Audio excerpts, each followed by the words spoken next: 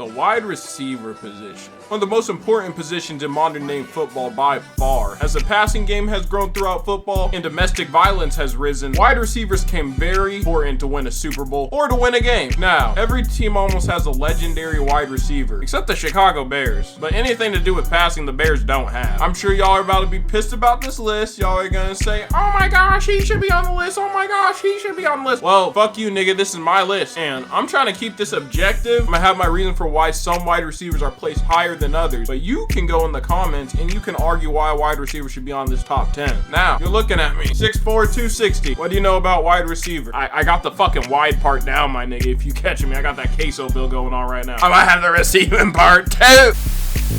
Without further ado, let's get into Zaza Sports top 10 wide receivers in NFL history. Starting at number 10, Chris Carter. This dude's hands were fucking insane. Truthfully, it had better hands than Ray Rice. This guy could catch the ball anywhere, and in my opinion, he has the second best hands in NFL history. He was a two-time first-team All-Pro. He went above 13,000 yards and 100 touchdowns for a career. He's top 10 in each categories. He registered 8 1,000-yard years in a row, so he was consistent, and he's the 10th greatest wide receiver I think in NFL history. At number 9, Julio Jones. One of the most dominant wide receivers I personally have seen in my lifetime. He's on the Mount Rushmore of NFL wide receivers in my lifetime, and I've been watching since 2012. Almost broke the single season receiving yard record, was just an athletic fucking freak at his position. He was literally a baby Calvin Johnson, being an All-Pro in 5 straight seasons. Even getting an Offensive Player of the Year vote, Julio Jones was a monster in his prime. Even though he had a lack of receiving touchdowns, which keeps him on the lower end of this list, and he had a short career, Julio Jones is in my top 10 wide receivers. Any wide receiver you think you can put in front of him, I don't think they peaked as high as Julio Jones. That's my reason for putting him on the list. Could argue for a 5-year stretch, he was considered the best wide receiver in the league. And yes, there's people with more gaudy numbers and gaudy stats, but the same people you can't say for a 5-year stretch, you could call him the best receiver in the league. But anywho, Julio Jones at number 9. Number 8, Isaac Bruce. One of the truthfully not talked about receivers in NFL history, mainly because he played on the greatest offense of all time with Marshall Faulk, Torrey Holt, and Kurt Warner. But this dude, he was the model of consistency. He has only 2 first-team All-Pros, but his longevity gets him all the way to the top 10. Playing from 1994 all the way to 2009. Racked up 15,000 career receiving yards, which is literally top 5 all time. He has more receiving yards than anybody on this list that's not in my top 4 receivers. Little bit of a spoiler there. And for his longevity and his just gaudy receiving yard stats, he's the number 8 greatest wide receiver of all time in my opinion. Number 7, hit with a fucking baseball bat in the head, Antonio Brown. Now y'all can think what you want about Antonio Brown. You can say what you want about Antonio Brown, but this dude was a confirmed CTE problem on the field, bro. He only played 11 years in the league and he racked up 12,000 yards. If you don't consider his first year where he started 0 games, he got 12,000 yards in only a 10-year career. And not to mention, I think he peaked higher than most of the wide receivers I do have above him, because from 2013 to 2018, Antonio Brown was the best receiver in the league, and I didn't want to hear a single argument about it back then. And through that 5-year stint, he got 4 first-team All-Pros as the best wide receiver in football, and he placed 2nd in the Offensive Player of the Year voting twice in that stint. He was a problem on the field. Now he's a problem on social media. He's always been a problem all his life, so honestly, applause to him. And no matter what you say, there's no denying that Antonio Brown is one of the 10 greatest receivers of all time, and Antonio Brown is indeed a Hall of Famer.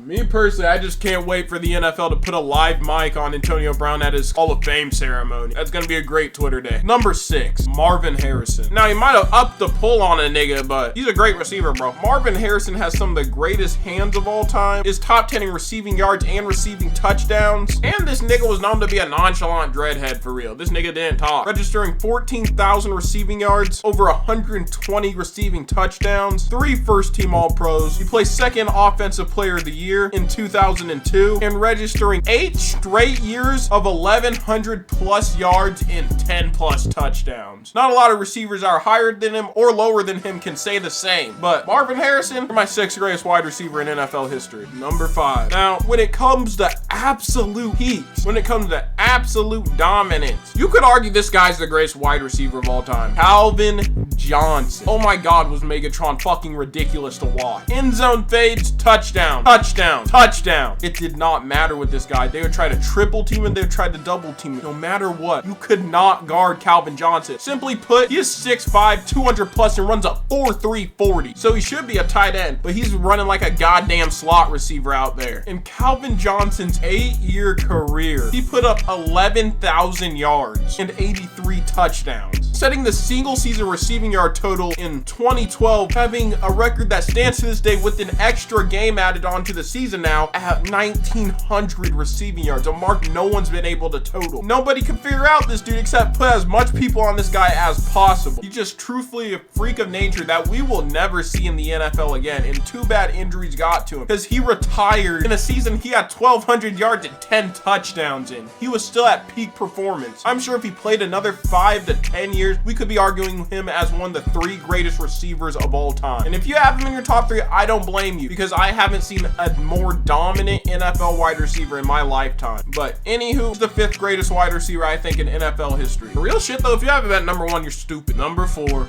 Larry Fitzgerald. This is where longevity comes in. Having 17,000 receiving yards, which I believe is 2nd all time. Being an all-pro in the 2000s and 2010s. In 2009, just being the best wide receiver in the league, period. Playing 16 seasons with the Arizona Cardinals. Having an all-time playoff run in 2008. And having 9 1,000-yard years and having the greatest hands in NFL history. I think he deserves the number 4 spot. You can argue people were more dominant. People peaked higher than him. There wasn't much use. He was in the 1 through 3 range for the best wide receiver in the league. If he wasn't 1 or 3 best wide receivers, he was surely top 10 for damn near a 16-year career, which a lot of wide receivers, actually damn near none wide receivers can say, period. That's what makes him my 4th greatest wide receiver of all time. Number 3. I'm gonna tell you you're gonna fucking hate this one, but hear me out. The 3rd greatest wide receiver of all time is Randy Moss. There's never been a more talented wide receiver in NFL history.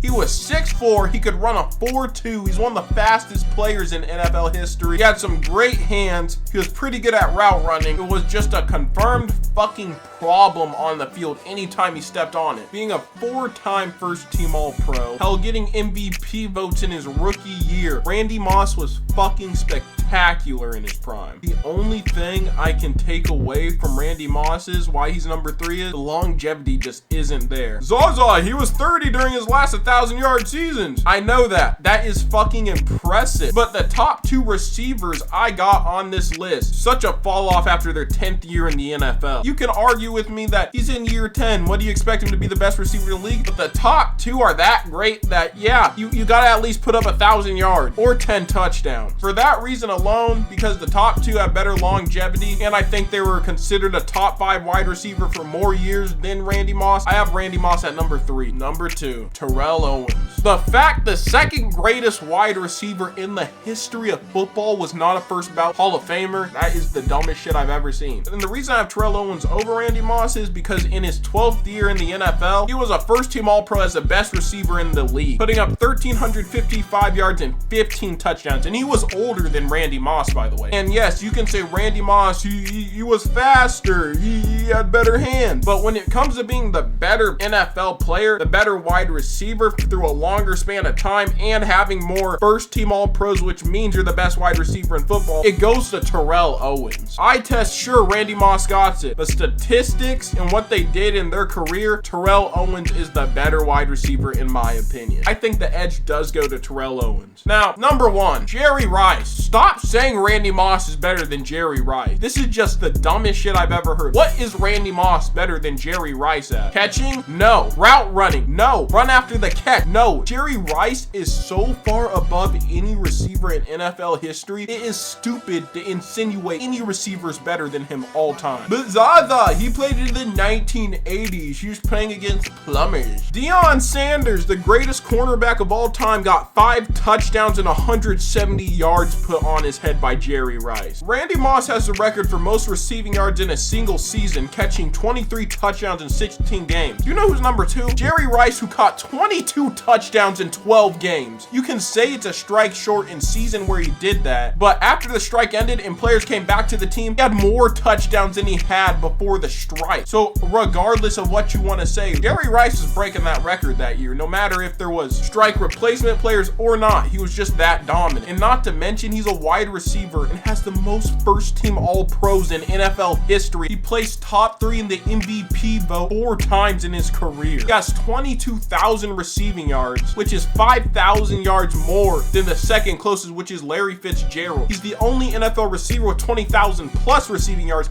He's the only NFL player with 200 touchdowns. You might say he can't dominate in the league nowadays, but I want to tell you this. In his, age 39 and 40 at the wide receiver position, he had back-to-back 1,000-yard years.